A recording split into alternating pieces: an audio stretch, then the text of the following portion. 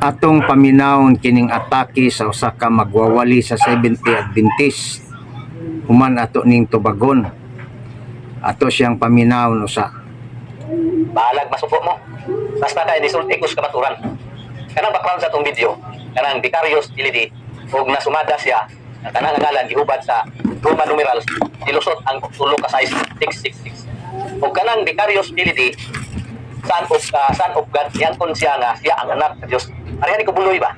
Oh, di ba? Ug kani sa ilang doktrina Kristiyana, na mabasa nato silang libro, pulis yan ni Kristo dinis yuta. So silang kaana nga kanang balaura na, kanang pagturunan.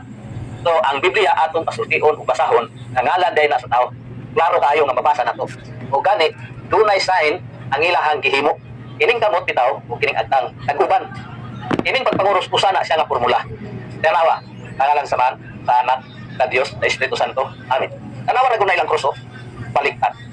Asawa na to ang Bible nga ngalan sa tao ang 666 naa sila'y formula sa pagpanguros. Nga klaro kayo diay ang kamot ug agtang patik sa 666. Ipadayag Kapitulo 13 versikulo 17 hangtod sa 18 ang pulong sa Dios. Og si bisan kinsa nga dili magpamarka sa ngalan sa mananap o kaha sa numero sa iyang ngalan dili makapalit o kaha makabaligya. Kinahanglan gayon ang kaalam aron masayran kung unsa ang kahulugan sa numero sa mananap. Kay kini simbolo sa ngalan sa tao ug mao kini ang numero 666. Ato lang nabasa ang Biblia, klaro kayo, ngalan sa tao. Ini nga tao mauni ang iyahang ngalan diha sa crown. O kita Kay tubagon na to mga kaigsunan.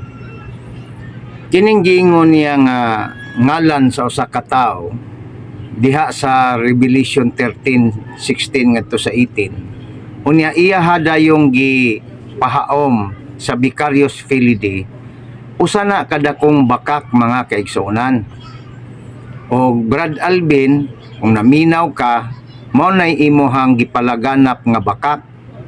Nganuman, tungod kay sa Biblia ngalan sa usa ka tawo, whereas ang Vicarious Filidi dili na pangalan sa tawo, title na nga ang kahulugan ni ana representative of the Son of God.